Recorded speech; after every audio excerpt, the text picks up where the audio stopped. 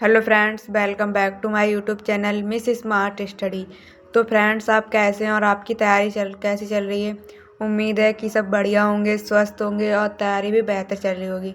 और आपकी तैयारी को और बेहतर बनाने के लिए आज हम लेकर आए हैं क्लास 12 केमिस्ट्री के 4 मोस्ट इम्पॉर्टेंट क्वेश्चन, 3 नंबर वाले, जो आपके बोर्ड 2025 में रामबाण साबित होने वाले हैं। यानी ये क्वेश्चन हर साल आते हैं किसी ना किसी सेट में। पहले मैं आप लोगों के लिए 2 लाइनें सुनाऊंगी मोटिवेशनल। जब आंखों में अरमान लिया, मंजिल को अपना मान लिया। जब आंखों में अरमान लिया, मंजिल को अपना मान लिया। फिर मुश्किल क्या और आसान क्या, बस ठान लिया तो ठान लिया। तो इसलिए फ्रेंड्स, आपको ठानना पड़ेगा कि मुझे टॉपर बनना है कि नहीं। जब आप ठान लोगे तो आपको टॉपर बनने से कोई नहीं रोक सकता। इसलिए आपको ठानना पड़ेगा कि मुझे टॉपर बनना है। तो आपको टॉपर बनने के लिए हर टॉपिक पढ़ना पड़ेगा। इसलिए चलिए स्टार्ट करते हैं। इससे पहले अगर वीडियो को लाइक नहीं किया है तो लाइक कर दीजिए। अगर चैनल पर नए हों तो चैनल को सब्सक्राइब कर दीजिए। चलिए स्टार्ट करते हैं। हमारा फर्स्ट क्वेश्चन है, टॉलिन अभिकर्मक क्या है, इसके परीक्षण का एक उदाहरण दीजिए। यानी टॉलिन अभिकर्मक क्या है तो हम इसे समझेंगे। सिल्वर नाइट्रेट तथा अमोनियम हाइड्रोक्साइड, यानी silver Ag silver NO3, silver nitrate plus NH4OH, ammonium hydroxide. यानी जब NH3 होता है तो अमोनिया होता है, NH4 होता है तो अमोनियम होता है। अमोनियम हाइड्रोक्साइड के विलयन को टॉलिन अभिकर्मक कहते हैं। यानी इन दोनों के मिश्रण से जो विलयन बनता है उसे हम टॉलिन अभिकर्मक कहते हैं। टॉलिन अभिकर्मक एल्डिहाइड से क्रिया करके रजत दर्पण बनाता है। इसके द्वारा एल्डिहाइड समूह की उपस्थिति की जांच की जाती है। यानी जो टॉलिन अभिकर्मक होता है, इसके द्वारा एल्डिहाइड समूह की उपस्थिति की जांच की जाती है। हम इसे एक समीकरण से समझेंगे। हमारी रिएक्शन क्या दी है, एल्डिहाइड ने क्या दिया था कि टॉलिन अभिकर्मक जो है वो एल्डिहाइड से क्रिया करके रजत दर्पण बनाता है। तो हमने एक एल्डिहाइड ले लिया CH3 CHO प्लस। जब हमने इसकी टॉलिन अभिकर्मक के साथ क्रिया कराई तो हमें रजत दर्पण प्राप्त होता है और बाहर निकल जाता है एसिटिक एसिड। यानी हमने Ag, ये रजत दर्पण होता है, इसे अपक्षेप बोलते हैं। जब ये अपक्षेप निकलता है तो नीचे की तरफ एरो लगाते हैं, जब कोई गैस निकलती है तो ऊपर की तरफ एरो लगाते हैं। तो हमें ये अपक्षेप प्राप्त हुआ तो हमने इसे नीचे की तरफ एरो लगा दिया। अब क्या बचा हमारे पास, एसिटिक एसिड, यानी CH3 CO और एक O था वो भी यहाँ पर आ गया, COOH हमारा हो गया और Ag हमारा यहाँ पहुँच गया। अब यहाँ पे एक Ag था, जब हम इसे बैलेंस करेंगे रिएक्शन को तो हम इसके आगे 2 लगा देंगे। अब Ag यहाँ पर 2 थे तो यहाँ पर भी 2 हो गए। उम्मीद है कि आपको ये क्वेश्चन समझ में आया होगा। आपको ये ऐसे भी दे देगा, जब एल्डिहाइड की क्रिया टॉलिन अभिकर्मक से होती है तो क्या प्राप्त होता है, या कैसे प्राप्त करेंगे एल्डिहाइड से रजत दर्पण या टॉलिन अभिकर्मक से रजत दर्पण, कैसे भी आ सकता है, बस आपको ध्यान से सीखना है। इसी प्रकार हमारा नेक्स्ट क्वेश्चन है, ये वेरी मोस्ट इम्पॉर्टेंट क्वेश्चन है क्योंकि हर साल ये आता है किसी न किसी सेट में, इसलिए इसको पढ़ना बहुत ज़रूरी है। तो हमारा क्या दिया है इसमें, ल्यूकोस परीक्षण पर संक्षिप्त टिप्पणी लिखिए। या कह दिया जाएगा ल्यूकोस परीक्षण क्या है समझाइए, या ल्यूकोस परीक्षण पर टिप्पणी लिखिए। तो कैसे भी आएगा, बट हमको छोड़ना नहीं है, हमको करना है। क्या होता है ल्यूकोस परीक्षण, निर्जल ZnCl व सांद्र HCl का मिश्रण ल्यूकोस अभिकर्मक कहलाता है।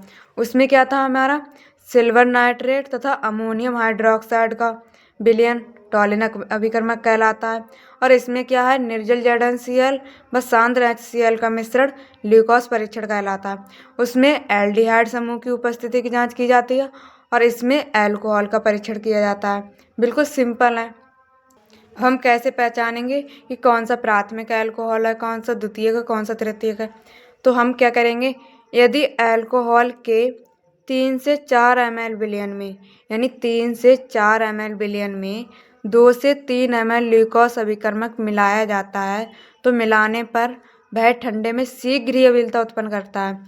यानी 2 से 3 ml ल्यूकोस अभिकर्मक मिलाते हैं तो वह शीघ्र ही अम्लता उत्पन्न करता है, तो वह तृतीय अल्कोहल है।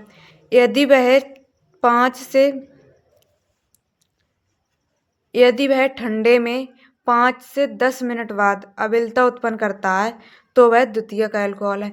यानी अगर वो शीघ्र ही अम्लता उत्पन्न करता है तो वह तृतीयक अल्कोहल है।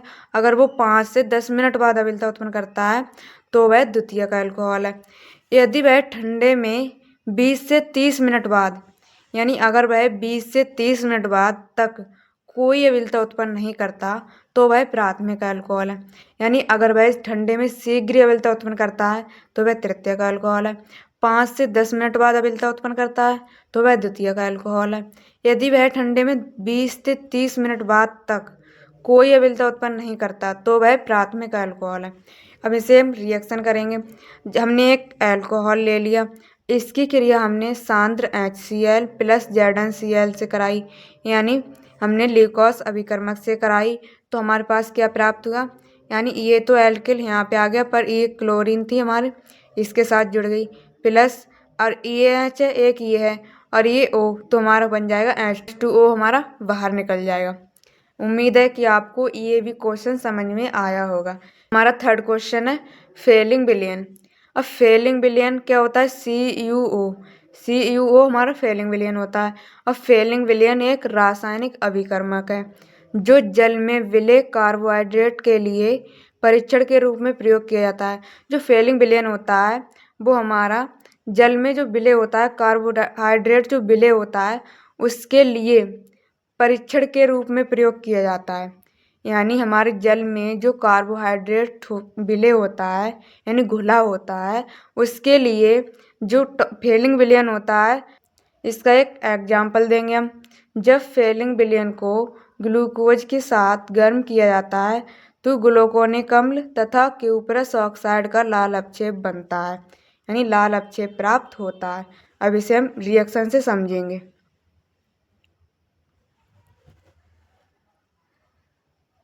यानी हमने ग्लूकोज ले लिया और फेलिंग विलयन ले लिया। क्या दिया था इसमें, फेलिंग विलयन को ग्लूकोज के साथ गर्म करते हैं, तो हमने ग्लूकोज को फेलिंग विलयन के साथ हमने गर्म किया और ग्लूकोज का सूत्र होता है C6H12O6। तो हम इसे इस प्रकार लिख लेंगे, इससे हमें रिएक्शन करने में आसानी होगी, इसलिए इसे इस प्रकार लिख लेंगे। जब हम इसकी क्रिया फेलिंग विलयन से कराएंगे तो हमें ग्लूकोनिक अम्ल प्राप्त होगा। हम बिल्कुल इसी को हम सेम इस इधर उतार देंगे, बट यहाँ पे एक O, यहाँ पे 2 O लगा देंगे, ये वाला O यहाँ पहुँच जाएगा तो COOH हो जाएगा हमारा, तो ग्लूकोनिक अम्ल प्राप्त होगा। प्लस Cu2O, क्यूपरस ऑक्साइड का लाल अपक्षेप हमें प्राप्त होता है। जब अपक्षेप प्राप्त होता है तो नीचे की तरफ एरो लगाते हैं, तो हमने नीचे की तरफ एरो लगा दिया। अब हमारे पास यहाँ पे Cu2 है, तो हम जब रिएक्शन बैलेंस करेंगे तो हम इसके आगे भी 2 लगा देंगे तो हमारी रिएक्शन बैलेंस हो जाएगी। अब यहाँ पर भी Cu2 हो गए और यहाँ पर भी, और वो भी हमारे कंप्लीट हो गए, यानी एक को हमने यहाँ लगा दिया और एक यहाँ लगा दिया, ये हमारी रिएक्शन बैलेंस होगी। रिएक्शन को बैलेंस करना भी बहुत ज़रूरी है, जब हम बैलेंस नहीं करेंगे तो हमारी रिएक्शन गलत हो जाएगी। उम्मीद है कि आपको ये क्वेश्चन भी समझ में आया होगा। इसी प्रकार हमारा नेक्स्ट क्वेश्चन है। ये क्वेश्चन आपको 2 तरह से आ सकता है, कार्बोहाइड्रेट्स का सामान्य परीक्षण या मॉलिस परीक्षण। यानी मॉलिस परीक्षण करके भी आ जाएगा या कार्बोहाइड्रेट्स का सामान्य परीक्षण। यानी जो मॉलिस परीक्षण होता है वो कार्बोहाइड्रेट्स का परीक्षण होता है। तो हम इसे समझेंगे। कार्बोहाइड्रेट्स का सामान्य परीक्षण मॉलिस परीक्षण है। इस परीक्षण में एक परख नली में, यानी ये परीक्षण जो मॉलिस परीक्षण होता है वो कार्बोहाइड्रेट्स का परीक्षण होता है। अब इस परीक्षण में क्या करते हैं, हम एक परख नली लेते हैं। चलिए इसे हम एक डायग्राम से समझते हैं। इस परीक्षण में क्या होता है कि एक परख नली लेते हैं, इस परख नली में ग्लूकोज लेकर 2 ml अल्फा नेप्थॉल का अल्कोहलिक विलयन मिलाकर, यानी इसमें अल्फा नेप्थॉल का अल्कोहलिक विलयन मिलाकर सांद्र H2SO4 की कुछ बूंदें मिलाने पर दोनों द्रवों की परतों के बीच एक बैंगनी रंग का वलय बनता है, तो वह कार्बनिक यौगिक कार्बोहाइड्रेट होता है। अब हम इसकी थ्योरी पढ़ेंगे। बिल्कुल सेम वही लिखा है, यानी कार्बोहाइड्रेट का सामान्य परीक्षण मॉलिस परीक्षण है। इस परीक्षण में एक परख नली में ग्लूकोज लेकर 2 ml अल्फा नेप्थॉल का अल्कोहलिक विलयन मिलाकर सांद्र H2SO4 की कुछ बूंदें मिलाने पर दोनों ध्रुवों की परतों के बीच बैंगनी रंग का वलय बनता है तो वह कार्बनिक यौगिक कार्बोहाइड्रेट कहलाता है। उम्मीद है कि आपको जो भी मैंने चारों क्वेश्चन कराए हैं वो आपको सब समझ में आए होंगे। चारों बहुत मोस्ट इम्पॉर्टेंट हैं, इसलिए इनको देखना बहुत ज़रूरी है। अगर वीडियो पसंद आई हो तो वीडियो को लाइक कर दीजिए। अगर चैनल पर नए हो तो चैनल को सब्सक्राइब कर दीजिए। मिलते हैं नेक्स्ट वीडियो में, तब तक के लिए जय हिंद, जय माता दी।